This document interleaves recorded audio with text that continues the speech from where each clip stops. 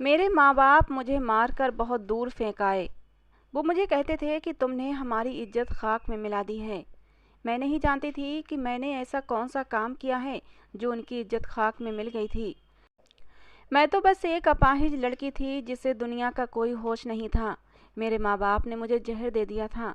उनकी नज़रों में मैं मर चुकी थी, मगर किसी अच्छे और भले इंसान की मुझ पर नज़र पड़ गई और उसने मेरी जान बचाई।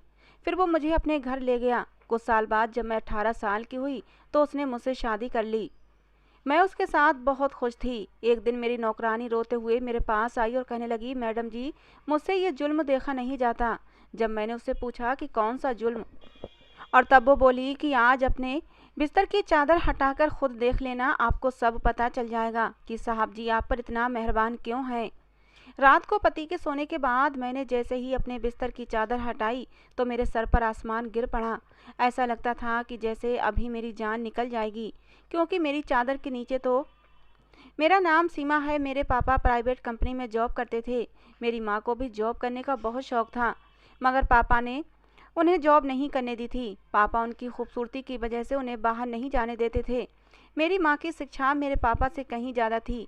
वो कहती थीं कि मेरी काबिलियत से तुम्हारा बाप जलता है, इसीलिए मुझे जॉब नहीं करने देता। बस इसी वजह से दोनों के बीच हमेशा लड़ाई झगड़े चलते रहते थे। मम्मी की बातों में ज़्यादा हस्तक्षेप उनके दोस्तों का रहता था, जो हर वक्त अपनी महंगी चीज़ों का दिखावा करते रहते थे। मम्मी के अंदर भी इच्छा पैदा होती थी कि वो भी ऐसी महंगी महंगी चीज़ें इस्तेमाल करें।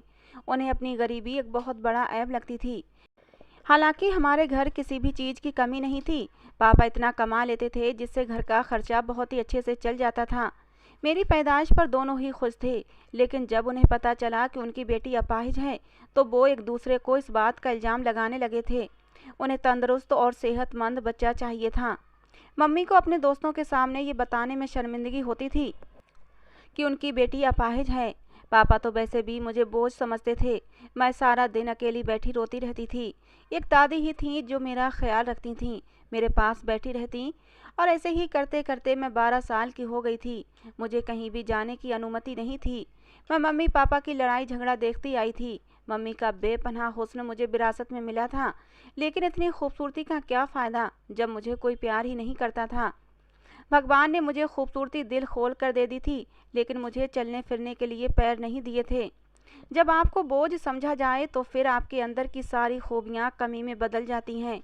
पापा कहते थे, पता नहीं किस गुनाह की सज़ा में हमें ये अपाहिज लड़की मिली है। हालांकि मैं उनकी इकलौती औलाद थी। पापा और औलाद नहीं चाहते थे, बस मुझे देखकर कहते कि इतनी खूबसूरत बच्ची है, काश अपनी टांगों से चल सकती। अब कौन इससे शादी करेगा, हमेशा हमारी ज़िंदगी पर एक बोझ की तरह बनी रहेगी। मेरा दिल चाहता था कि मेरे माँ बाप मुझे प्यार करें, मगर वो तो मेरी तरफ देखने के लिए भी राजी नहीं थे। वो तो आपस में एक दूसरे से लड़ते रहते और एक दूसरे से अलग हो जाना चाहते थे। मम्मी पापा से कहती कि मुझे तलाक दे दो, मुझे तुम्हारे साथ नहीं रहना, लेकिन सबसे बड़ी वजह मैं थी। वो मुझे किसी अनाथ आश्रम में डाल देना चाहते थे, लेकिन दादी ने ऐसा होने नहीं दिया। और फिर अचानक दादी की तबीयत खराब रहने लगी तो कोई मुझे पूछता तक नहीं था। उनका इलाज भी जैसे तैसे चल रहा था, और फिर इसी बीमारी के दौरान दादी 1 महीने के बाद ही हमेशा हमेशा के लिए भगवान के पास चली गईं। मैं बहुत रोई थी कि भगवान मुझे भी अपने पास बुला लो। दादी को मरे कुछ ही दिन गुजरे थे कि मम्मी पापा की लड़ाइयाँ और भी ज़्यादा बढ़ गई थीं। मम्मी अपना सारा गुस्सा मुझे मार कर निकालती थीं। उन्होंने कभी मुझे डॉक्टर को भी नहीं दिखाया था, क्या पता मैं ठीक ही हो जाती। मम्मी पापा की गैर मौजूदगी में किसी आदमी से भी मिलने लगी थीं, और मम्मी ने मुझे सख्ती से मना कर दिया था कि ये बात मैं किसी को भी ना बताऊं। और फिर एक दिन मेरी मम्मी पापा में किसी बात पर बहस हुई। उसके बाद मम्मी मेरे पास आईं और फिर अपने हाथों से मुझे खाना खिलाने लगीं। मैं हैरान हुई कि मम्मी को क्या हुआ है जो वो मुझे अपने हाथों से खाना खिला रही हैं, मगर मैं नहीं जानती थी कि इस खाने में जहर मिला हुआ है। खाना खाने के बाद जब मैं बेहोश हो गई और मेरे माँ बाप को लगा कि मैं मर चुकी हूँ, तब वो मुझे उठाकर बहुत दूर जगह पर ले आए थे। उस समय मेरी उम्र 14 साल थी। मैंने सुना हुआ था कि माँ बाप को अपनी औलाद से बहुत प्यार होता है। वो खुद को मुश्किलों में डाल लेते हैं, लेकिन अपनी औलाद पर आने वाली हर तकलीफ़ को दूर करने की कोशिश करते हैं। अपनी औलाद को सर्द गर्म हवा भी नहीं लगने देते। लेकिन मुझे जहर देते समय मेरे माँ बाप के हाथ नहीं काँपे थे। उनके अंदर से शायद इंसानियत ख़त्म हो गई थी। वो अपना अपना सफ़र अलग करना चाहते थे, जो कि मैं उनके इस काम में रुकावट बनी हुई थी। लेकिन मुझे मारने की क्या ज़रूरत थी? वो मुझे किसी अनाथ आश्रम में फेंक देते। वो समझे थे कि शायद उन्होंने मुझे मार दिया है। कहते हैं ना कि मारने वाले से बचाने वाला बड़ा होता है। मैं तो सच में ही मर गई होती अगर समय पर किसी भले इंसान ने मेरी जान न बचाई होती। मैं अस्पताल के बेड पर थी और बहुत हैरान थी कि आज के दौर में ऐसा कौन करता है, जबकि मेरी तो माँ और मेरे बाप ने भी मुझे मरने के लिए छोड़ दिया था। मेरे लिए वो एक घना वृक्ष था जिसने मुझे धूप में जलते हुए छाँव दी थी। उसने मुझसे मेरा नाम पूछा और पूछा कि तुम कौन हो और किसने तुम्हें जहर दिया है। मैंने कहा कि मेरे माँ बाप ने। मेरे अपाहिजपन की वजह से वो मुझसे नफरत करते थे, मुझसे छुटकारा चाहते थे, इसीलिए उन्होंने मुझे जहर दे दिया। वो आदमी अच्छा भला खूबसूरत था, उम्र भी कोई ज़्यादा नहीं थी, यही कोई 23-24 साल की उम्र का नौजवान लड़का था। वो मुझे अपने घर ले आया। मैंने उससे पूछा, क्या आपके घर में कोई नहीं रहता? तो उसने कहा कि मेरा भी इस दुनिया में कोई नहीं है। उसने कहा कि आप यहाँ रह सकती हैं। मुझे पहले तो बड़ी झिझक होती थी कि किसी गैर मर्द के घर में कैसे रुक सकती थी, लेकिन फिर मेरे पास कोई दूसरा रास्ता भी तो नहीं था। मैंने कहा कि आप मुझे कोई काम दे दें। तो वो हंसकर कहने लगा कि तुम काम करने के लिए नहीं इस दुनिया में नहीं आई हो, काम करने के लिए मेरे घर में बहुत से नौकर हैं। फिर वो मेरा बहुत ख्याल रखने लगा था। समय यूं ही गुजरता गया और मैं 18 साल की हो गई थी। मैं धीरे धीरे उसे दिल ही दिल में पसंद करने लगी थी। जिस तरह से वो मेरी देखभाल करता था, मेरी परवाह करता था, मेरे दिल में उसके लिए मोहब्बत पनपने लगी थी। लेकिन मैंने कभी कहा नहीं था, क्योंकि मैं जानती थी कि उसका और मेरा कोई जोड़ नहीं था। और फिर एक दिन अचानक उसने खुद ही शादी के लिए बोल दिया। मैं तो हैरान रह गई थी, उस जैसा इंसान भला मुझसे क्यों शादी करेगा? मगर ये सच्चाई थी। उसने मुझसे कहा कि मुझे तुमसे मोहब्बत हो गई है, और मैं भी उसकी बात पर विश्वास ले आई थी। उसकी आंखों में उस समय मोहब्बत की चमक साफ दिखाई दे रही थी। और फिर उसने मुझे ढेर सारी शॉपिंग करवाई, मुझे हर चीज़ लेकर दी, और फिर एक दिन उसने मुझसे शादी कर ली। मुझे तो ये सब एक सपने की तरह लग रहा था। क्या भगवान ने मेरी किस्मत में इतनी खुशियाँ लिख रखी थीं? मुझे तो विश्वास ही नहीं आ रहा था। मैं उसके साथ बहुत खुश थी। अब मैं उसके घर की मालिक थी। मुझे इस दुनिया में सहारा मिल गया था। मेरे भगवान ने मुझ अपाहिज को भी इतना अच्छा हमसफ़र दिया था। उसका नाम आलोक था। रोज काम से वापसी पर वो मेरे लिए ताज़ा गुलाब जरूर लाता था। मुझे घर का कोई काम नहीं करने देता। मैं रोजाना उसके लिए सजती संवरती थी। उसने बताया उसका बहुत बड़ा बिजनेस है और वो बहुत पैसे वाला है। वो मुझे अपने साथ ले जाता और कभी भी शर्म महसूस नहीं करता था। मैं हर पार्टी में उसके साथ जाती। उसके फ्रेंड्स सब हैरान थे कि इतने खूबसूरत इंसान ने एक अपाहिज लड़की से शादी कर ली। खूबसूरत तो मैं भी कम न थी, मगर कहते हैं ना कि खुशियों की उम्र कम होती है, किसी न किसी की नज़र लग ही जाती है। मैं भगवान से दुआ करती थी कि मेरी खुशियों को किसी की नज़र न लगे। मैं और आलोक एक दूसरे के लिए काफ़ी थे। एक दिन नौकरानी खाना देने आई तो बोली, मैडम जी, मुझे ये सब कुछ देखा नहीं जाता, मुझसे ये जुल्म नहीं देखा जाता। मैं बोली, कौन सा जुल्म? तब वो बोली, मैडम जी, आप रात को साहब के सोने के बाद अपने बिस्तर के नीचे ज़रूर देखना। मैंने पूछा, आखिर बिस्तर के नीचे क्या है? तो बोली, मैडम जी, मैं कुछ नहीं बता सकती, नहीं तो मेरी शामत आ जाएगी, लेकिन आप खुद ही देखिएगा, आपको सब कुछ पता चल जाएगा। बस आप मुझसे मत पूछें, मैं आपको कुछ नहीं बता सकती। मैं अपनी नौकरी से हाथ धो बैठूंगी और पता नहीं साहब मेरी क्या हालत कर देंगे। और एक बात का ध्यान रखना, मेरी बताई हुई ये बात साहब को मत बताइएगा, वरना वो मुझे काम से निकाल देंगे। मैं तो रोटी रोटी के लिए मोहताज हो जाऊंगी। मैं हैरान रह गई थी। मेरे पति की इतनी भरोसेमंद नौकरानी थी। मुझे कहीं भी जाना होता तो वही मेरी व्हीलचेयर पकड़ती थी। मुझे बड़ी हैरत हुई। उस रात मैं अपने पति के सोने का इंतजार करने लगी कि आखिर ऐसा क्या है बेड के नीचे। मेरे बहमो गुमान में भी नहीं था कि बेड के नीचे क्या होगा। आलोक के सोने के बाद जैसे ही मैंने बेड के नीचे देखा तो मेरे पैरों तले से जमीन निकल गई थी, क्योंकि वहाँ हाथ से बनी 4-4 गुड़ियाँ पड़ी हुई थीं। उन सबकी टांगें टूटी हुई थीं और उन पर सुइयाँ लगी हुई थीं। वो सब देखने में मेरे जैसी लगती थीं। ये सब देखकर मैं बहुत ज़्यादा डर गई थी। मेरा शरीर कांप रहा था। मैं गहरी सोचों में उलझी हुई थी। मैं आलोक से पूछना चाहती थी कि उस नौकरानी का डरा सहमा रूप मेरे सामने आ गया। उसने मुझसे वादा लिया था कि मैं किसी को कुछ नहीं बताऊंगी। वो कहती थी, मैडम जी, मैं आपकी खैर ख्वाह हूँ। अगर आपने साहब को बता दिया तो वो आपके साथ भी बुरा करेंगे और मुझे भी नौकरी से निकाल देंगे। मैं अपने छोटे छोटे बच्चों को कहाँ से खिलाऊंगी। मैंने अगली सुबह उसी नौकरानी से कहा कि बेड के नीचे 4 पुतले थे जो सुबह के समय वहां से गायब हो गए थे। तुम बताओ ऐसा क्या है? देखो, मुझसे मत छुपाओ। मैं तुम्हारी कही हुई बात किसी को भी नहीं बताऊंगी। वो बोली, मैडम जी, आपको नहीं लगता कोई आप पर इतना मेहरबान है? इसकी कोई ना कोई वजह जरूर होगी। आपसे पहले यहाँ और भी लड़कियां आई थीं। वो सब साहब की खूबसूरती से इम्प्रेस थीं। साहब ने उनसे भी इसी तरह शादी की थी। लेकिन वो अपनी बात बीच में ही अधूरी छोड़कर बोली, मैडम जी, आप बहुत मासूम हैं। आप साहब से बचकर रहें। मैं आपकी मदद करना चाहती हूँ। नौकरानी की बात सुनकर मुझे अपने कानों पर विश्वास नहीं आया था। मैंने कहा, मुझे पहले ये बताओ, उन पुतलों से क्या होगा? वो बोली, मैडम जी, पहली वाली मैडम साहिबा के बेड के नीचे भी ऐसे ही पुतले रखे हुए थे। मैंने खुद देखा था। फिर कुछ दिन बाद ही वो मैडम मर गई थीं। साहब ने कहा कि किसी को मत बताना। साहब ने हम सबको बताने से मना किया था। नौकरानी की बातें सुनकर मुझे परेशानी ने घेर लिया था। मैंने उससे सलाह मांगी कि तुम ही बताओ मुझे क्या करना चाहिए। वो बोली, मैडम जी, आपको यहाँ से अपनी जान बचाकर भाग जाना चाहिए। वो बोली, मैडम जी, पास ही एक एनजीओ है, वहाँ पर अनाथ और बेसहारा लड़कियों को रखा जाता है। आप वहाँ चली जाएं। यहाँ पर आप बेमौत मारी जाएंगी। मैं वो पुतले देखकर और नौकरानी की बात सुनकर बहुत डर गई थी। मेरा दिल ये सब मानने से इनकारी था। आलोक तो मेरा कितना ख्याल रखता था, मेरे इलाज के लिए इतना चिंतित रहता था। उसने कहा था कि मैंने डॉक्टर से बात कर ली है। डॉक्टर ने उम्मीद दिलाई है कि तुम जल्दी ही ठीक हो जाओगी, तुम्हारा इलाज हो जाएगा और तुम अपने पैरों पर खड़ी हो सकोगी। वो मुझे इतना चाहता था, फिर वो ये सब कुछ कैसे कर सकता है?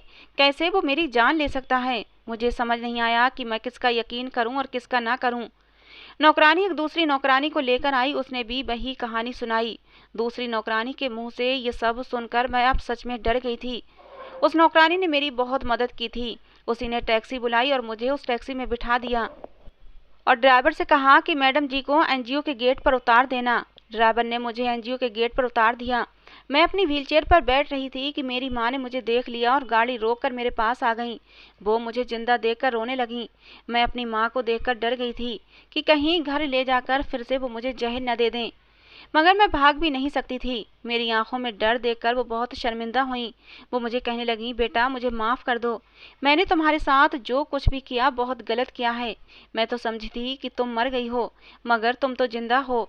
वो मेरे पास आने लगी, लेकिन मुझे उन पर गुस्सा आया। मैंने कहा कि खबरदार, अगर आपने मेरे करीब आने की कोशिश भी की तो मैं आपको कभी माफ़ नहीं करूंगी।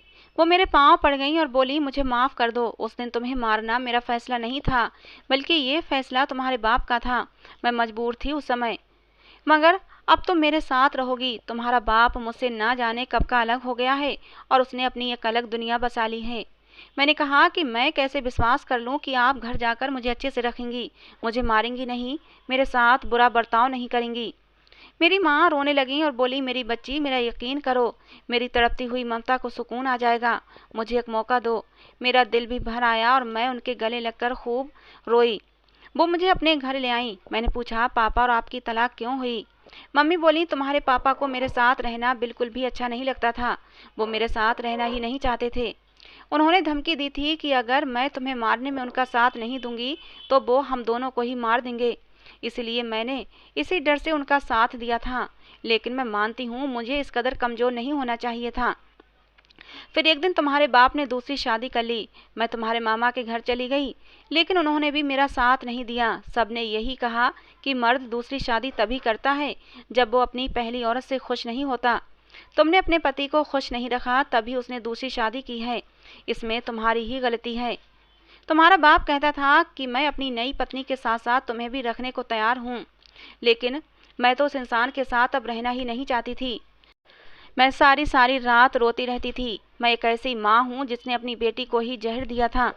जमीर की अदालत में मुझे एक पल के लिए भी सुकून नहीं था। तुम्हारे पापा के साथ मैं रहना नहीं चाहती थी। मैं पहले दौलत के लालच में थी। मुझे तुम्हारे पापा का एक दोस्त पसंद था, लेकिन मैं समझ गई थी कि कोई भी मर्द भरोसे के काबिल नहीं होता। मेरी तलाक के बाद वो भी मुझसे शादी के लिए राजी नहीं था। मैंने नौकरी की तलाश शुरू कर दी, फिर मुझे नौकरी भी मिल गई।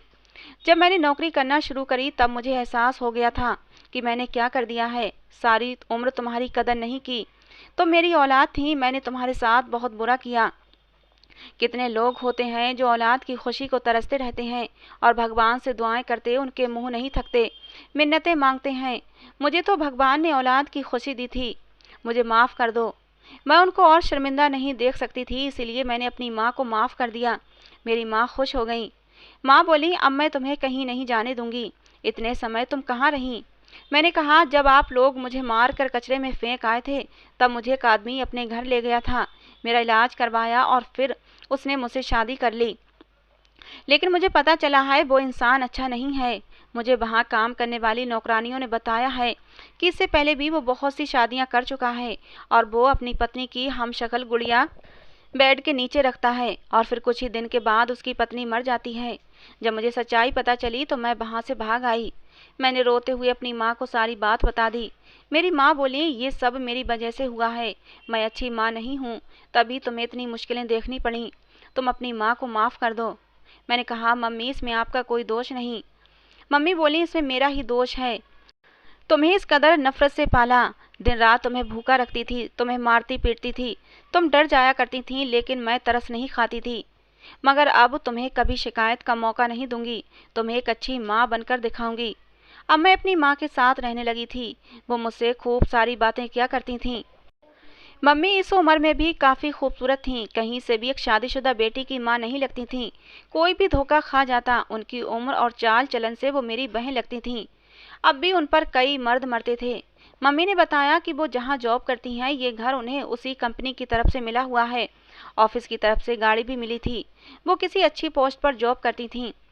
मुझे कहा कि मैं जल्द ही तुम्हें तुम्हारे पति से तलाक दिलवा दूंगी, तुम्हें घबराने की ज़रूरत नहीं है। अब तुम अकेली नहीं हो, तुम्हारी माँ तुम्हारे साथ है। माँ की बात सुनकर मैं खुश हो गई थी कि मैं अकेली नहीं हूँ। मुझे कहीं ना कहीं आलोक को छोड़ने का दुख जरूर था। मुझे आलोक की याद भी सताती थी, लेकिन मैं उस इंसान की शख्सियत से जानकार नहीं थी कि वो कैसा है और आगे मेरे साथ क्या कर सकता है। मम्मी ऑफिस से वापस आकर मुझसे खूब सारी बातें करती, मुझे बताती कि मैं अपने पुराने सभी दोस्तों को छोड़ चुकी हूँ। सब मुझे नीचा दिखाती थीं। उन्होंने ही मेरे अंदर जहर भर दिया था। मैंने कहा कि इंसान गलतियों से ही सीखता है। कुछ दिनों के बाद मम्मी ने मेरे सामने तलाक के पेपर रखे और कहने लगी, ये पेपर मैंने तैयार करवा लिए हैं, तुम इन पर साइन कर दो। तलाक के पेपर देखकर मेरा दिल ना जाने क्यों धड़क उठा था। मैंने पेपर माँ से ले लिए। मैंने कहा कि मैं सोच समझकर साइन कर दूंगी। मैं रोज़ पेपर देखती, लेकिन मुझे साइन करने की हिम्मत नहीं होती थी। माँ मुझसे रोज़ पेपर मांगती कि तलाक के पेपर पर साइन कर दो, जिससे कि आलोक से भी इन पेपरों पर साइन करवाए जा सकें। मुझे यहाँ रहते 1 महीना हो गया था। एक दिन रात को प्यास की वजह से उठी। वैसे तो मम्मी मेरे कमरे में पानी का जग रख देती थीं, लेकिन आज मेरे कमरे में पानी नहीं था। मैं अपनी व्हीलचेयर पर बैठी और किचन में जाने लगी, लेकिन मुझे माँ के कमरे से आवाज़ें आ रही थीं। मुझे हैरत हुई कि सुनूं तो सही कि आखिर मेरी माँ किससे बातें कर रही हैं। रात के समय मम्मी के कमरे में कौन हो सकता है? मम्मी ने तो कहा था कि उन्होंने सबसे संबंध तोड़ दिए हैं। मैं गौर से सुनने लगी, किसी मर्द की आवाज़ थी। मम्मी को वो आदमी कह रहा था कि तुम जल्द से जल्द अपनी बेटी को तलाक दिलवाओ, वरना मैं तुम्हें नौकरी से निकाल दूंगा। शायद वो मेरी माँ का बॉस था, लेकिन रात के समय वो भी माँ के कमरे में। मुझे ये सब ठीक नहीं लगा। फिर वो कहने लगा, तुम जो मुझसे शादी के सपने देख रही हो, तुम्हारे सपने तभी पूरे होंगे जब तुम मेरा काम करोगी। अगर मैं तुमसे अपना घर और गाड़ी वापस ले लूँ तो तुम सड़क पर आ जाओगी। तुम अभी तक अपनी बेटी को तलाक नहीं दिलवा सकी हो और मैंने इतना कुछ किया। तुम्हारी बेटी की नौकरानी को पैसे दिए, उसको घर से निकलवाया, तुम्हारी बेटी के दिल में शक पैदा किया, झूठे पुतले बनाकर रखे, और तुम उससे अभी तक तलाक के पेपर्स पर साइन नहीं करवा सकी हो। यह अपाहिज लड़की मेरे बेटे की ज़िंदगी में नहीं होनी चाहिए। मैं हैरान थी। ये मेरी ही बात हो रही थी। यकीनन ये आदमी मेरे पति का बाप था। मेरी माँ बोली, जैसा तुम बोलोगे वैसा ही होगा। अब तुम्हें शिकायत का मौका नहीं मिलेगा। मैं अपनी बेटी के दिल में जगह बना चुकी हूँ और उसके दिल में जगह बनाते बनाते इतना समय लग गया। वो बहुत भोली भाली है। मैं उससे तलाक के पेपरों पर साइन करवा लूँगी। अब मुझे सारी बात समझ आ गई थी। मुझे अपनी कम अक्ली पर गुस्सा आया था। मैंने इतने मोहब्बत करने वाले पति पर विश्वास नहीं किया। मैंने कितनी आसानी से उसको छोड़ दिया। जो माँ अपनी बेटी को जहर दे सकती है, वो भला अचानक इतनी अच्छी कैसे हो सकती है। ये सब एक सोची समझी चाल थी। वो नौकरानियाँ भी मिली हुई थीं और मैं उनकी बातों में आ गई। उन्होंने ही वो गुड़ियाँ मेरे बेड के नीचे रखी थीं और ये मनगढ़ंत कहानी बनाई थी। मुझे एकदम घुटन का एहसास हुआ। मैं यहाँ से निकल जाना चाहती थी। मैं चुपचाप जाकर अपने कमरे में लेट गई। मैंने मम्मी को बिल्कुल भी एहसास नहीं होने दिया कि मैं उनकी सच्चाई जान चुकी हूँ। अगले दिन मम्मी ऑफिस गईं तो उनकी नौकरानी मुझ पर नज़र रखने के लिए आ गई। वो हमेशा मेरे साथ रहती थी। पहले मुझे नहीं पता था कि ये मुझ पर नज़र रखती है, लेकिन जैसे ही माँ की हकीकत मुझ पर खुली, मुझे पता चल गया कि ये मेरी माँ की खास नौकरानी है और मुझ पर नज़र रखती है। मैंने उसे कहा कि मेरी मदद करो, मैं तुम्हें मुँह मांगी रकम दूंगी। तुम मुझे मेरे पति के घर ले चलो। मेरी माँ बिल्कुल भी अच्छी नहीं है। वो एक जालिम औरत है। वो बस मेरे सामने अच्छा बनने का नकाब चढ़ाए हुए है। मैंने कहा मुझे तलाक दिलवाना चाहती है, मेरा घर बर्बाद कर देना चाहती है। मेरा घर बर्बाद करने के बाद उस अमीर आदमी से शादी करके वो मुझे अकेला छोड़कर चली जाएगी। तो मेरी मदद करो, भगवान तुम्हें इसका फल देगा। उस नौकरानी को शायद मुझ पर दया आ गई थी और उसे कुछ पैसों की भी ज़रूरत थी, इसीलिए वो मान गई। मैंने तुरंत अपने हाथों में पहने हुए सोने के कंगन उस नौकरानी को दे दिए। मैंने कहा कि मैं इसके बाद भी तुम जितनी रकम मांगोगी उतनी दूंगी, बस मेरी मदद कर दो। वो खुश हो गई थी। वो मुझे कांटों में बिठाकर सीधा आलोक के पास आ गई। मेरा पति अभी तक मेरी यादों में तड़प रहा था और मेरी याद में सूख कर आधा हो गया था। मुझे देखकर हैरान हुआ और बोला, तुम कहाँ चली गई थी बगैर बताए? मैंने तुम्हें कहाँ कहाँ नहीं ढूंढा। ऐसी कौन सी गलती हो गई थी जो तुमने मुझे छोड़ दिया? मैंने कहा, आलोक मुझे माफ़ कर दो। तुम्हारी खास नौकरानी ने मुझसे कहा था कि तुम लड़कियों को इस्तेमाल करते हो और फिर उन्हें जान से मार देते हो। उसने मेरी हमशक्ल पुतले भी दिखाए थे जो उसने बेड के नीचे रखे हुए थे। मैंने आलोक को सारी कहानी बताई। नौकरानी को ढूंढा गया तो वो घर में कहीं भी नहीं थी। आलोक को तो कुछ भी पता नहीं था। जब मैं घर छोड़कर गई तो उस नौकरानी ने ही आलोक को बताया कि वो अपने माँ बाप के पास चली गई है। उसने आलोक से कहा कि तुम्हारी पत्नी अब कभी वापस नहीं आएगी। वो ये कहकर गई है कि मैं कभी नहीं आऊँगी। मैंने आलोक से कहा कि मैं डर गई थी, मुझे माफ़ कर दो। मैंने तुम्हारा विश्वास नहीं किया और एक गलत इंसान पर विश्वास कर लिया। जिस लड़की के माँ बाप ने उसे इस्तेमाल करके अपने मतलब के लिए फेंक दिया हो, वो लड़की ऐसी ही बन जाती है। उसे किसी पर विश्वास नहीं रहता। मैंने कहा कि मेरी माँ और तुम्हारे बाप ने हमें अलग करने का इरादा बनाया हुआ है। दोनों आपस में मिले हुए हैं। तुम्हारे पापा मुझ जैसी अपाहिज लड़की को अपनी बहू स्वीकार नहीं करना चाहते। उन्हें तुम्हारे साथ कदम से कदम मिलाकर चलने वाली बहू चाहिए, जिसमें कोई कमी ना हो। वो मेरी माँ से इसी शर्त पर शादी करना चाहते हैं कि पहले वो मेरी तलाक करवाएंगी। सारी हकीकत जानकर आलोक हैरान हो गया था। वो कहने लगा, मुझे मेरा बाप शुरू से ही पसंद नहीं है, इसीलिए तो मैं अपने बाप से अलग रहता हूँ। मैं उनकी अय्याश आदतों से परेशान हूँ। वो हर खूबसूरत औरत को शादी के सपने दिखाते हैं और अपने पैसों से उस औरत को अय्याशी भी करवाते हैं, और जब अपने मकसद को पूरा कर लेते हैं तो उस औरत को छोड़ देते हैं। आलोक की बात का मतलब मैं समझ गई थी। वो मेरी माँ को भी अपने मकसद के लिए इस्तेमाल कर रहे थे। वो उनसे शादी नहीं करते। आलोक ने कहा कि मैं तुम्हें कभी भी नहीं छोड़ूंगा। मैं उस नौकरानी को काम से निकाल दूंगा। मेरे पति ने मेरे हाथ थाम लिए। वो मुझसे बहुत मोहब्बत करता था। ऐसे लोग जो दौलत के लालच में आकर अपना घर तबाह कर दें, उन पर कभी विश्वास नहीं करना चाहिए। मेरी माँ को भी अब सब कुछ पता चल गया था। वो भी मेरे घर आई। उन्हें फिक्र थी कि अगर मैं आलोक के साथ रहने लगी तो उनके हाथ आई दौलत निकल जाती। असल में उन्हें किसी से मोहब्बत थी ही नहीं। वो तो सिर्फ दौलत की भूखी थीं। कहने लगी, तुम मेरी बेटी हो, मेरे साथ चलो, देखना मैं तुम्हारा इलाज करवाऊंगी। ये आदमी अच्छा आदमी नहीं है, ये तुम्हारी जान ले लेगा। मैं तुम्हें इस आदमी से तलाक दिलवा दूंगी। मैंने कहा, मैं आपका असल चेहरा देख चुकी हूँ। अब मैं आलोक के साथ रहूंगी। मैं बेवकूफ़ थी जो आप पर विश्वास कर लिया। मुझे समझ जाना चाहिए था कि आप विश्वास के लायक नहीं हैं। वो कहने लगी, क्या बोल रही हो? मैं तुम्हारा इलाज करवाना चाहती हूँ। तुमने तो मुझे माफ़ कर दिया था। मैंने कहा, मैंने आपकी उस रात सारी बातें सुन ली थीं। अगर अब आपने मेरे साथ कोई ज़बरदस्ती की तो मैं आपको पुलिस के हवाले कर दूंगी। पुलिस का नाम सुनते ही मेरी माँ घबरा गई थी। मैंने कहा कि आप इस काबिल नहीं हैं कि आपको माफ़ किया जाए। और फिर मैंने अपनी माँ पर कोई भी तरस नहीं दिखाया था। मैंने उन्हें जान से मार देने के जुर्म में पुलिस के हवाले कर दिया था। मैंने पुलिस को बता दिया कि इन्होंने मुझे जहर देकर मारने की कोशिश की थी। पुलिस ने उन्हें गिरफ्तार करके ले गई थी। मैं कभी भी ऐसा ना करती, लेकिन मुझे पता था कि उन्होंने मेरी ज़िंदगी में सुकून कभी नहीं रहने देना था। लेकिन भगवान का धन्यवाद था कि अब सब कुछ ठीक हो गया था। आलोक ने मुझे बताया कि मैंने तुम्हें बहुत ढूंढा था, मगर तुम मुझे कहीं न मिली। काश तुम मुझ पर विश्वास कर लेती। तुम्हारे माँ बाप दोनों ही गलत इंसान थे। मैंने आलोक से माफ़ी मांगी कि मैंने उस पर विश्वास नहीं किया। अब हम दोनों खुशी खुशी रह रहे हैं। मैं आलोक के साथ अपने इलाज के लिए देश से बाहर आई थी। डॉक्टर ने ऑपरेशन का बोला था कि इसके बाद ये चल फिर सकती हैं। आलोक मेरा इतना ख्याल रखते हैं कि मैं भगवान का जितना धन्यवाद करती हूँ उतना कम है। ऑपरेशन के बाद मैं धीरे धीरे बिल्कुल ठीक होने लगी थी, अपने पैरों पर चलने लगी थी, और उस समय आलोक ने मेरी बहुत मदद की थी। मैं भगवान का जितना धन्यवाद करूं उतना कम है कि उसने मुझे इतना प्यार करने वाला हमसफ़र दिया था। तो दोस्तों, ये थी आज की हमारी कहानी। आपको कैसी लगी ज़रूर बताना। पसंद आई हो तो प्लीज़ लाइक करना। रोज़ एक नई कहानी सुनने के लिए हमारे चैनल को भी सब्सक्राइब करना। कहानी को अंत तक सुनने के लिए आप लोगों का बहुत बहुत धन्यवाद दोस्तों। मिलते हैं अगली किसी नई कहानी के साथ। शादी के पहले दिन ही मुझे एहसास हो गया था कि अपनी सास के साथ साथ मुझे अपनी ननद को भी खुश रखना पड़ेगा। मेरे पति तो खैर मुझसे मोहब्बत करते ही हैं, छोटी छोटी बातों से खुश हो जाते हैं। सास भी नरम मिजाज की हैं। असल मसला तो मेरी ननद का था।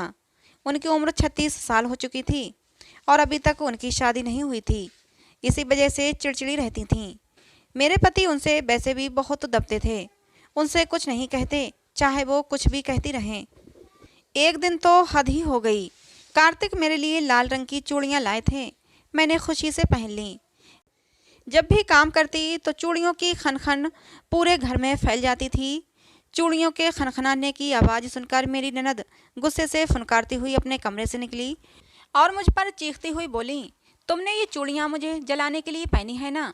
क्योंकि तुम्हारी शादी 18 साल की उम्र में हो गई और मैं 36 साल की होने वाली हूँ और अभी तक अपने माँ बाप के घर में बैठी हूँ। अपनी ननद मिताली का ये रूप देखकर मैं डर गई थी। मैंने कहा, नहीं दीदी, ऐसी तो कोई बात नहीं। कार्तिक ने ये चूड़ियाँ मुझे लाकर दी तो मैंने पहन ली। भगवान जानते हैं, जो मेरे दिल में ऐसा गलत ख्याल आया हो कि मैं आपको चढ़ाने के लिए ये चूड़ियाँ पहनूं। मैंने तो ये चूड़ियाँ कार्तिक की खुशी के लिए पहनी थीं, आपको चढ़ाने के लिए नहीं।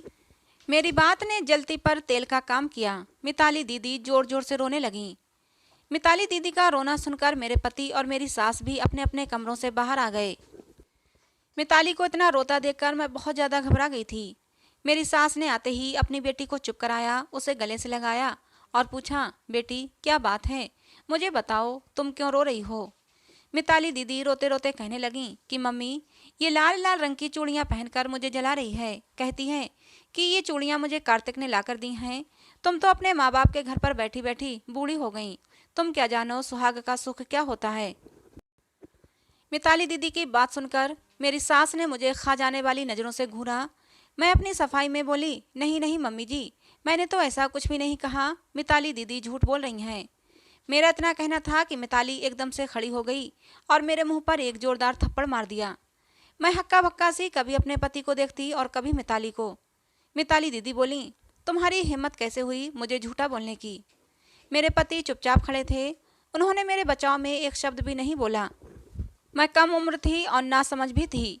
मुझे अपने पति की मोहब्बत पर बहुत घमंड था, लेकिन ये घमंड आज टूट गया था। मैं रोती रोती अपने कमरे में आ गई। दिल चाह रहा था कि ये सब कुछ छोड़ छाड़ कर चली जाऊं, और फिर मैंने अपने दिल की ही मानी। इस उम्र में लड़कियां दिल की ही ज़्यादा सुनती हैं। मैं अपना सामान पैक करने लगी। सामान पैक करते हुए मुझे अभी भी आस थी कि मेरे पति कार्तिक अंदर आएंगे और मेरी नंद को मेरे सामने लाकर खड़ा कर देंगे और कहेंगे कि मेरी पत्नी से माफ़ी मांगो। लेकिन ये मेरा वहम था। 1 घंटा गुजर गया और कार्तिक ने कमरे में झांक कर भी नहीं देखा। मैंने सामान पैक किया और गुस्से से तनफन करती हुई कमरे से बाहर निकल आई। मेरी सास, नंद और मेरे पति आपस में सर जोड़े कुछ डिस्कस कर रहे थे। कार्तिक ने मेरे हाथों में बैग देखा तो एकदम से घबरा गए और मेरे पास आए। ये तुम बैग लेकर कहाँ जा रही हो? मैंने गुस्से से कहा, मैं तुम्हारा ये घर छोड़कर जा रही हूँ। जिस घर में मेरी इज्जत नहीं, उस घर में मैं एक पल भी नहीं रह सकती। मेरी बात सुनकर कार्तिक एकदम से घबरा गए थे। कहने लगे, पागल मत बनो, हम इस मामले को आराम से बैठकर भी सुलझा सकते हैं। मैंने गुस्से से कहा, मुझे अब एक पल भी नहीं रुकना। इस घर में मैं तभी रहूंगी जब आपकी बहन मुझसे माफ़ी मांगेगी। मेरी बात सुनकर मेरी सास उठ खड़ी हुई और कहने लगी, किन ख्यालों में जी रही हो बहू रानी, मेरी बेटी तुमसे कभी भी माफ़ी नहीं मांगेगी। और कार्तिक, तुम इसे रोको मत, जाने दो, इसे जाना है जहाँ चली जाए। सास की बातों पर मुझे बहुत ज़्यादा हैरत हुई थी। मुझे तो लगा था कि मेरी सास मेरी साइड लेगी। माँ की बात सुनकर कार्तिक को कुछ नहीं बोले, उन्होंने एकदम से चुप साध ली थी। मैंने शिकवा भरी नज़रों से कार्तिक की तरफ देखा। कार्तिक ने नज़रें चुरा लीं। एक पत्नी को सबसे ज़्यादा घमंड अपने पति की मोहब्बत पर ही होता है। अपने पति पर विश्वास होता है कि पति अपनी पत्नी की बेइज्जती नहीं होने देगा, पत्नी की तरफ उंगली उठाने वाले का हाथ ही तोड़ देगा। लेकिन कार्तिक ने मेरा दिल तोड़ दिया था। मेरा दिल 100 टुकड़ों में बट गया था। मैंने सोचा, जब कार्तिक ही मेरी तरफ नहीं है, जब मुझसे उन्हें मोहब्बत ही नहीं है, तो फिर हमेशा ही इस घर में मेरे साथ ऐसा ही होगा। इसलिए इस घर में रुकने का अब कोई फ़ायदा नहीं। मैंने गुस्से से भरे हुए एक नज़र कार्तिक पर डाली, अपना बैग उठाया और बाहर आ गई। बाहर आकर टैक्सी रोकी और अपने मायके की तरफ चल पड़ी। मेरा मायका और ससुराल एक ही शहर में थे, इसलिए मायके पहुंचने में मुझे ज़्यादा परेशानी नहीं हुई। घर पहुंची, दरवाज़ा खटखटाया तो दरवाज़ा मेरे भाई ने खोला। मेरी हालत देखकर भाई कुछ परेशान हो गया। मैं जल्दी से भाई से गले लगकर रोने लगी थी। भाई ने पूछा, क्या बात हो गई, तुम रो क्यों रही हो? मैंने कहा, भाई, मेरी ननद ने मेरे मुंह पर थप्पड़ मारा है। मेरी बात सुनकर भाई के माथे पर बल पड़ गए। पूछा, क्यों? उसने थप्पड़ क्यों मारा और उसकी इतनी हिम्मत कैसे हुई? इतने में मेरी छोटी बहन रिया और मम्मी भी बाहर आ गई थीं। मम्मी मुझे अपने साथ अंदर ले गईं। मैंने रोते हुए सारी बात मम्मी को बताई। मैंने कहा कि मम्मी, कार्तिक मेरे लिए लाल रंग की चूड़ियाँ लाए थे। मैंने वो चूड़ियाँ पहन लीं, लेकिन मेरी ननद ने ये बर्दाश्त नहीं किया और जलन के मारे बात का बतंगड़ बना दिया और मुझे थप्पड़ मार दिया।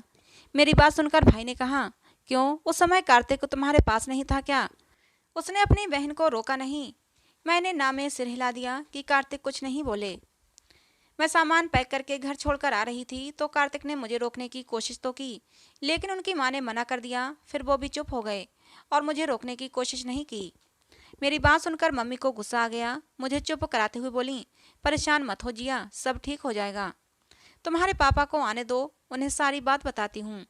फिर मेरी बहन रिया से बोली, जिया दीदी को कमरे में ले जाओ और उसे पानी पिलाओ। रिया मुझे कमरे में ले आई। रिया मुझसे 4 साल छोटी थी।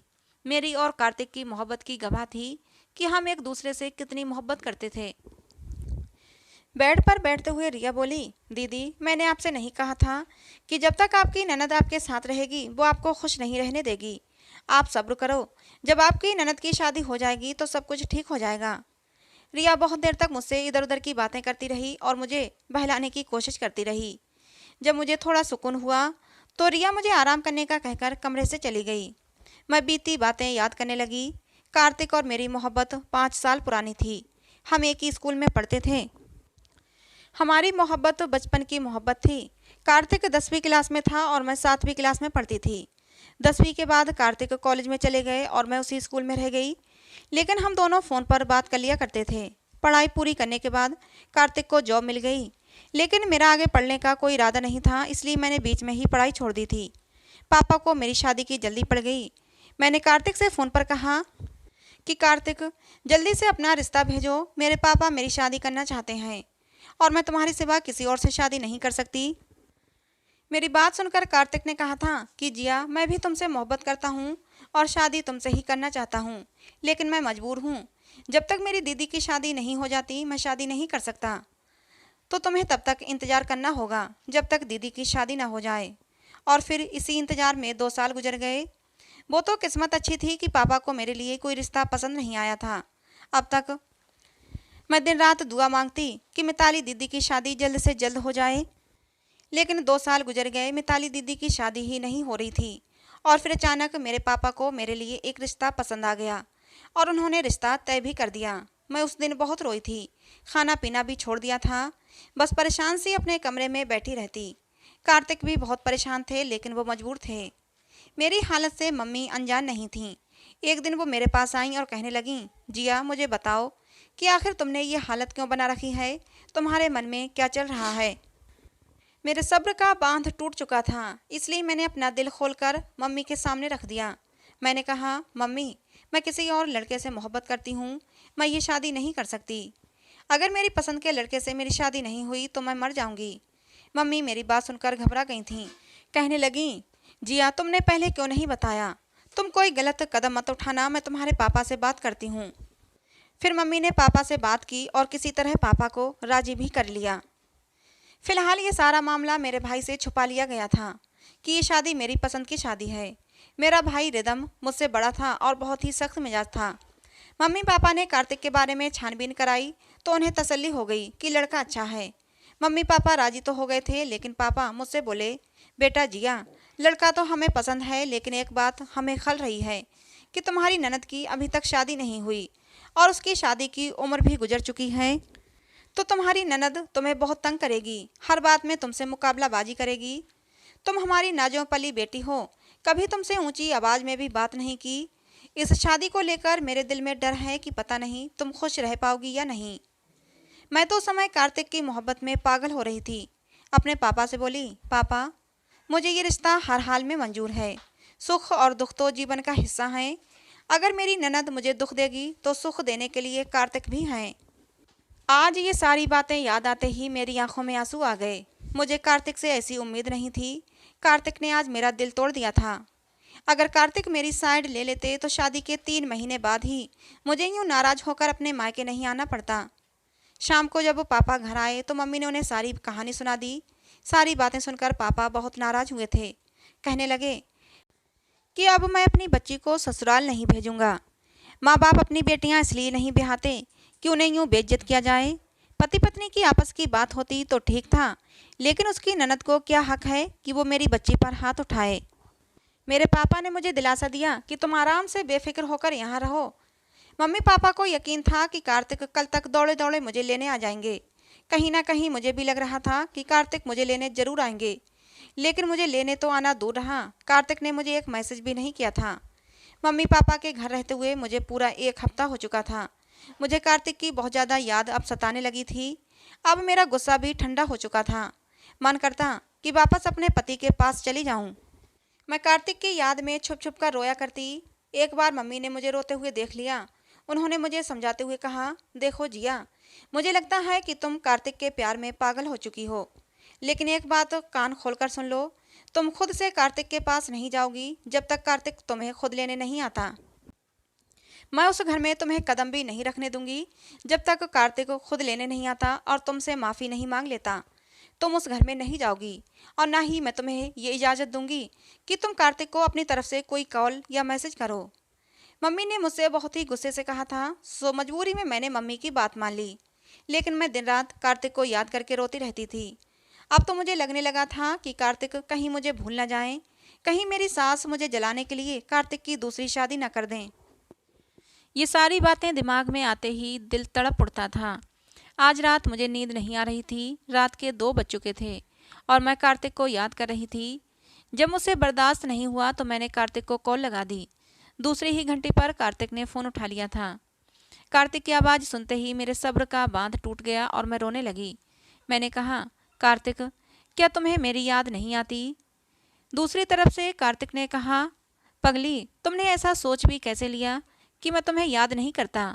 अभी मैं तुम्हारी ही तस्वीर से बातें कर रहा था, तुम्हें याद कर रहा था। कार्तिक की बातें सुनकर मेरा दिल पसीज गया। मैंने भराए हुए स्वर में कहा कि आप फिर मुझे लेने क्यों नहीं आए? मेरी बात सुनकर कार्तिक बोले, अगर लेने आऊँगा तो खाली हाथ वापस तो नहीं लौटा दोगी? मैंने कहा, नहीं, तुम लेने तो आओ। कार्तिक बोले, ठीक है, फिर सुबह तैयार रहना, मैं तुम्हें लेने आऊँगा। मैं सुबह उठी तो बहुत खुश थी। नहा धोकर एक सुंदर सी ड्रेस पहनी, हल्का फुल्का मेकअप किया। आज मैं बहुत ज़्यादा चहक रही थी। मम्मी और रिया मुझे शक की नज़रों से देख रही थीं। रिया बोली, क्या बात है दीदी, आज तो आप बहुत खुश लग रही हैं। मैंने कहा, हाँ, आज पता नहीं क्यों मेरा दिल अंदर से बहुत खुश है। मुझे लग रहा है जैसे कुछ अच्छा होने वाला है। खैर, दोपहर के 2 बजे मेरी सास, मेरी ननद और कार्तिक मुझे लेने आ चुके थे। मैं बहुत खुश थी। मेरी मम्मी ने कार्तिक, मेरी ननद और मेरी सास को खूब बातें सुनाई। पापा को भी फ़ोन कर दिया और पापा को ही तो ये फैसला लेना था कि मुझे घर भेजना है या नहीं। मेरी ननद मिताली दीदी ने भी हाथ जोड़कर मुझसे माफ़ी मांगी थी। मेरा सर गर्व से ऊंचा हो गया था। पापा ने मुझे इसी शर्त पर घर भेजा था कि आइंदा से कोई भी बात नहीं होनी चाहिए। मैं अपनी ससुराल पहुंच चुकी थी। ससुराल पहुंचकर मुझे बहुत ज़्यादा हैरत हुई थी, क्योंकि मेरी सास मुझे ज़मीन पर पाँव ही नहीं रखने देती थी, कोई भी काम नहीं करने देती, और मेरी ननद भी हर वक्त मेरे आगे पीछे घूमती रहती, मुझसे प्यार भरी बातें करती। मैंने सोचा शायद मेरी सास और ननद बदल गए हैं और ये सब कार्तिक की वजह से हुआ होगा। कार्तिक ने ही उन लोगों को कहा होगा कि मेरी बीवी का अच्छे से ख्याल रखना, तभी ये लोग इतना बदल गए हैं। लेकिन असल बात क्या थी वो तो बाद में खुलकर सामने आई। एक दिन मैं सब्जी काट रही थी कि मेरी सास मेरे पास आकर बैठ गईं और कहने लगीं, जिया, तुम्हारे भाई रिदम की उम्र क्या होगी? पता नहीं मुझे क्यों कुछ अजीब सा महसूस हुआ। मैंने कहा, मेरे भाई की उम्र तो अभी 25 साल है। मेरी मम्मी कहती हैं कि भाई के लिए पत्नी कम उम्र की और बहुत ही सुंदर सी लेकर आएंगी। मेरी बात सुनकर मेरी सास का चेहरा थोड़ा उदास हो गया था। फिर थोड़ी देर बाद बोली, पता नहीं लोग क्यों चाहते हैं कि पत्नी पति से हमेशा छोटी ही हो। हालांकि पत्नी अगर पति से बड़ी होती है तो दोनों में तालमेल और अच्छा बैठता है। मैं चुपचाप उनकी बातें सुनती रही, कुछ नहीं बोली। मुझे खामोश देखकर मेरी सास फिर बोली, जिया, अगर मिताली और रिदम की शादी हो जाए तो तुम्हारा और कार्तिक का रिश्ता और भी मजबूत हो जाएगा। अपनी सास की ये बात सुनकर मैं बहुत ज़्यादा हैरान रह गई थी। मैंने कहा, मम्मी जी, मिताली दीदी तो रिदम भैया से बहुत बड़ी हैं, वो तो उनकी माँ लगेंगी, सब लोग उन पर हंसेंगे। मेरी बात सुनकर मेरी सास का चेहरा गुस्से से तमतमा गया। उनका बस नहीं चल रहा था कि मेरा मुंह नोच लें, लेकिन ऐसा करने से मजबूर थीं, सो उठकर चली गईं। सास के जाने के बाद मैंने सब्जी वहीं छोड़ी और जल्दी से कमरे में आकर मम्मी को फ़ोन किया। मैंने मम्मी को सारी बात बताई। मेरी बात सुनकर मम्मी हंसने लगीं, कहने लगीं, अच्छा हुआ जो तुमने अपनी सास को साफ साफ जवाब दे दिया। तभी तो कहूँ कि आखिर ये मिताली इतनी अच्छी कैसे हो गई जो घर आकर तुमसे माफ़ी मांग रही है। माँ बेटी के दिमाग में यही खिचड़ी पक रही होगी, इसलिए तुमसे आकर माफ़ी मांगी थी। इसीलिए दोनों माँ बेटी तुम्हारे साथ इतना अच्छा बर्ताव करती हैं।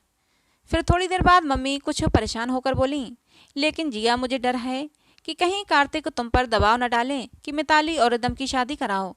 लेकिन जिया, एक बात साफ साफ सुन लो कि रिदम कभी भी इस रिश्ते के लिए राजी नहीं होगा, इसलिए कोई भी आस लेकर हमारे घर मत आना। मैंने मम्मी को तसल्ली दी कि मम्मी परेशान मत हो, ऐसा कुछ नहीं होगा। मैंने मम्मी को तसल्ली तो दे दी थी, लेकिन अंदर ही अंदर मैं भी डर गई थी कि कहीं सच में कार्तिक मुझ पर दबाव न डालें। अगर ऐसा हुआ तो फिर मैं क्या करूँगी? पति या भाई में से किसे चुनूंगी? मैं अभी ये सब कुछ सोच ही रही थी कि मेरे दरवाजे पर किसी ने नॉक किया। मैंने दरवाज़ा खोला तो मेरी सास चमकते चेहरे के साथ मेरे सामने खड़ी थीं। खुशी उनके चेहरे से टपकी पड़ रही थी। खुशी खुशी कहने लगीं, जिया, तुम मिताली के साथ मार्केट चली जाओगी? मैंने कहा, हाँ चली तो जाऊंगी, लेकिन आखिर बात क्या है, मार्केट क्यों जाना है? मेरी सास बोली, बहुत ही खुशी की बात है, आज शाम को मिताली की शादी है, बस इसलिए कुछ ज़रूरी सामान मार्केट से लाना है। मैं तो अपनी सास की बात सुनकर हक्का बक्का रह गई और बोली, किसके साथ है शादी? मेरी बात सुनकर मेरी सास बोली, बस भगवान ने मेरी बच्ची की किस्मत खोल दी, शाम को ही शादी है, तो मिताली के साथ मार्केट चली जाओ और एक अच्छा सा लहंगा उसे दिलवा दो। मेरी सास चली गई और मैं वहीं मुंह खोले खड़ी रह गई। मैं हैरान थी कि ये सब आखिर क्या हो रहा है। फिर मैंने ये सोचकर सर झटक दिया कि चलो अच्छा ही हुआ, ये बला मेरे सर से टले और मेरी ज़िंदगी की मुश्किलें आसान हो जाएं। खैर, मैं मिताली दीदी के साथ बाजार चली गई। मिताली दीदी ने गुलाबी रंग का बहुत ही अच्छा सा लहंगा पसंद किया था। मैं हैरत में थी। मैंने पूछा, दीदी, अभी दोपहर तक तो मम्मी जी आपकी शादी को लेकर परेशान हो रही थीं, फिर अचानक से ये रिश्ता कैसे आ गया? मेरी बात सुनकर मिताली दीदी बोली, पता नहीं भगवान ने कैसे बैठे बिठाए मेरी सुन ली। मैं बोली, आपने लड़के को देखा है? मिताली दीदी ने शर्माकर हाँ में सिर हिला दिया। हमें घर आने की जल्दी थी, इसलिए मैंने बात को ज़्यादा नहीं बढ़ाया और हम दोनों घर आ गए। घर आई तो मेरी सास मेरे पास आई और कहने लगी, जिया, तुम्हें कार्तिक की कसम है, तुम कार्तिक को शादी के बारे में कुछ नहीं बताओगी। अपनी सास की बात सुनकर मैं चकरा गई। कहने लगी, मम्मी जी, ये आप क्या कह रही हैं? भाई की मर्जी के बिना बहन की शादी कैसे हो सकती है? मेरी सास कहने लगी, अभी तुम्हें कसम है कार्तिक को कुछ मत बताना। एक बार मेरी मिताली रुखसत हो जाए तो बाद में मैं कार्तिक को खुद ही बता दूंगी। मेरी बात सुनकर मेरी सास कहने लगी, तुम तो जानती हो कार्तिक ऐसा ही है, वो हर रिश्ते में 100-100 कीड़े निकालता है। कहीं ऐसा न हो कि ये रिश्ता भी हाथ से निकल जाए। मैंने हाँ में सिर हिला दिया। मैंने अपनी सास से कहा, बारात का क्या इंतजाम होगा? सास कहने लगी, तुम फिक्र मत करो, बस जाकर मिताली को तैयार कर दो। मुझे खूब अच्छा मेकअप करना आता था। मैंने दिल लगाकर मिताली दीदी का मेकअप किया। मैं चाहती थी कि मिताली दीदी इतनी खूबसूरत लगे कि उनका दूल्हा देखते ही उन पर मर मिटे और वो वापस हमारे घर न आए। मेरी जिंदगी में यूं ही सुकून बना रहे। मेकअप करने के बाद मिताली दीदी खिल उठी थीं। सुंदर तो वो थी ही, बस हर वक्त उदास और चिड़चिड़ाती फिरती रहती थीं, इसलिए खुद पर ध्यान नहीं देती थीं। मेरी सास ने देखा तो खुश हो गई, मुझे खूब सारी दुआएं दी और कहा, अब जाकर तुम भी तैयार हो जाओ। मैं कमरे में आई, एक सुंदर सा सूट पहना, मेकअप किया और तैयार हो गई। मैंने अपने सारे जेवर भी पहन लिए थे। मैं बहुत हसीन लग रही थी। तैयार होकर मैं जैसे ही कमरे से बाहर निकलने को हुई तो ये देखकर दंग रह गई कि मेरा दरवाज़ा तो बाहर से बंद था। मैं ज़ोर ज़ोर से दरवाज़ा पीटने लगी, लेकिन किसी ने दरवाज़ा नहीं खोला। जब दरवाज़ा पीटते पीटते और आवाज़ें लगाते लगाते मैं थक गई तो बेड पर बैठ गई। करीब 2-3 घंटे के बाद दरवाज़ा खुला और सामने कार्तिक को देखा। कार्तिक मुझे देखकर हंसने लगे, कहने लगे, खैर तो है, इतना तैयार होकर कहाँ जा रही हो? इतने में मेरी सास भी आ चुकी थीं। मैंने अपनी सास से गुस्से से कहा कि मम्मी जी, मेरा दरवाज़ा बाहर से बंद किसने किया था? मेरी बात सुनकर मेरी सास एकदम से डर गई और बोली, कार्तिक बेटा, मुझे तुमसे एक ज़रूरी बात करनी है। फिर मेरी सास बोली, कार्तिक बेटा, आज मिताली का बहुत ही अच्छा रिश्ता आया था। लड़के वाले मेरे देखे वाले थे, इसलिए मैंने तुरंत ही एक मंदिर में ले जाकर उनकी शादी करवा दी और उसे विदा भी कर दिया। और हाँ बहू, मुझे तो ये लगा था कि तुम मिताली की शादी में आना नहीं चाहती, लेकिन अब पता चला कि तुम्हारा दरवाज़ा किसी ने बाहर से बंद कर दिया था। हो सकता है ये किसी बच्चे की शरारत हो। इधर मेरी सास मुझसे ये बातें कर रही थी और उधर कार्तिक का मुंह खुले का खुला रह गया था। कार्तिक कहने लगे, मम्मी ये क्या हरकत है?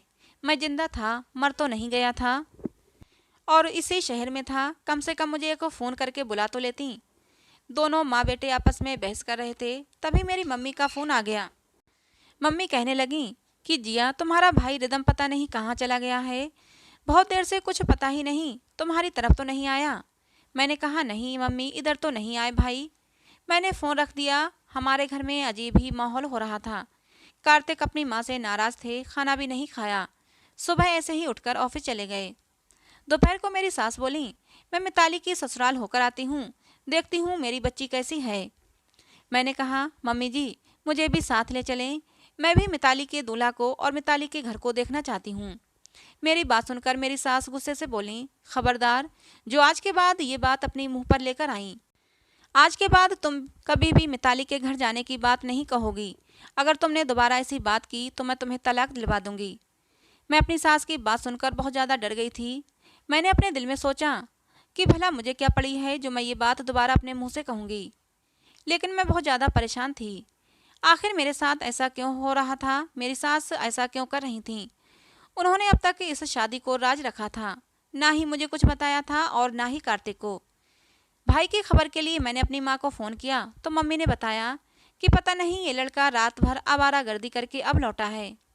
भाई खैरियत से हैं ये जानकर मुझे खुशी हुई और मैंने फ़ोन रख दिया। लेकिन अभी भी मैं मिताली दीदी के बारे में ही सोच रही थी। पहले तो मिताली दीदी की शादी की दुआएं मांगती थी, लेकिन आज इस शादी से मैं खुश नहीं थी। पता नहीं क्यों मेरा दिल अजीब से अंदाज में धड़क रहा था। खैर, धीरे धीरे समय आगे को सरका और मिताली दीदी की शादी को 2 महीने हो गए, लेकिन अभी तक मुझे और कार्तिक को पता नहीं चला था कि मिताली दीदी की शादी कहाँ हुई है। एक बार मेरी सास मिताली दीदी के साथ वीडियो कॉल पर बात कर रही थीं। अचानक पीछे मैं भी आकर खड़ी हो गई और जब मिताली दीदी के पति पर मेरी नज़र पड़ी तो मेरे होश उड़ गए। मैं जल्दी से भागती हुई कमरे में आई, एक चादर से खुद को छुपाया और सास से छुपती हुई घर से बाहर निकल आई। मैं अपनी मम्मी के घर आ गई और अपनी मम्मी के गले लगकर फूट फूट कर रोने लगी। मेरी मम्मी भी परेशान हो गई, कहने लगी, क्या बात है जिया, तुम इतना क्यों रो रही हो? क्या फिर से कार्तिक से झगड़ा हो गया? मैंने कहा, नहीं मम्मी, पापा कहाँ हैं? पापा को बुलाओ, मुझे पापा से बात करनी है।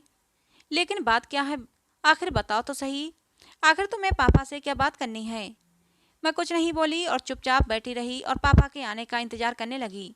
पापा घर आए तो मैं गुस्से से फट पड़ी। मैंने कहा, क्यों पापा, आपने ऐसा क्यों किया? आपने मेरी मम्मी को धोखा क्यों दिया? मेरी बात सुनकर पापा हक्का बक्का रह गए। कहने लगे, मैंने तुम्हारी मम्मी को कोई धोखा नहीं दिया, आखिर बात क्या है? मैं कहने लगी, मैंने वीडियो कॉल पर देख लिया है, मेरी नंद मिताली के घर आप ही थे। इसका मतलब मेरी ननद मिताली से आपने ही शादी की है। मेरी बात सुनकर मम्मी के सिर पर आसमान गिर पड़ा। वहीं सोफे पर बैठती चली गईं।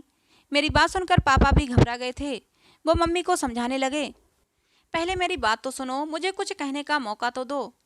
मैंने गुस्से से कहा, पापा, आप कहने के लिए बचा ही क्या है? आपने सब कुछ बर्बाद कर दिया। पापा भर्राए हुए गले से बोले, मैं जानता हूँ जो कुछ भी हुआ वो मैंने गलत किया, लेकिन मैं मजबूर था, मैं क्या करता। लेकिन जैसा तुम समझ रही हो वैसा बिल्कुल भी नहीं है। मैंने मिताली से शादी नहीं की है। पापा की बात सुनकर मैं गुस्से से चीख पड़ी, आप झूठ बोल रहे हैं। मैंने मिताली के पीछे आपको ही देखा था, वीडियो कॉल पर आप ही थे। मेरी बात सुनकर पापा बोले, हाँ वीडियो कॉल पर मैं ही था, लेकिन मैं अपने बेटे और बहू से मिलने गया था। मिताली मेरी बहू है, मैंने रिदम और मिताली की शादी करा दी है। पापा के मुंह से ये बात सुनकर मेरे और मम्मी के सिर पर आसमान गिर पड़ा। हम कुछ देर तक तो कुछ बोल ही नहीं पाए। बहुत देर बाद मेरे मुंह से आवाज़ निकली, पापा, आप ये क्या कह रहे हैं? आपने ऐसा क्यों किया?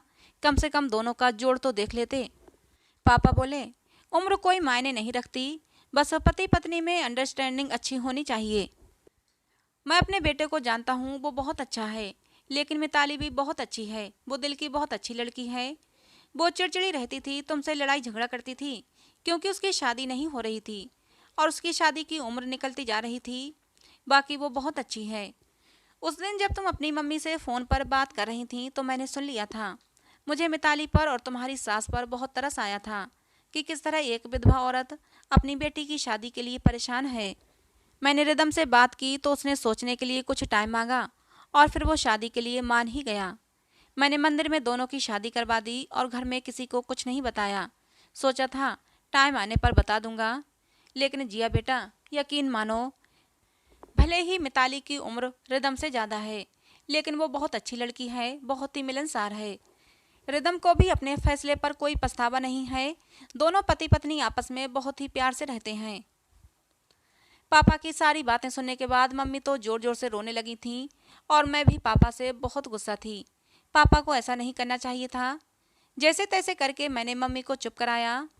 धीरे धीरे मजबूरी में ही सही सबने इस रिश्ते को एक्सेप्ट कर लिया, लेकिन शायद दिल से नहीं, क्योंकि अभी भी मेरी मम्मी ने मिताली से बात नहीं की थी और ना ही उसे अपने घर आने दिया था, और मैं भी मिताली से बात नहीं करती थी।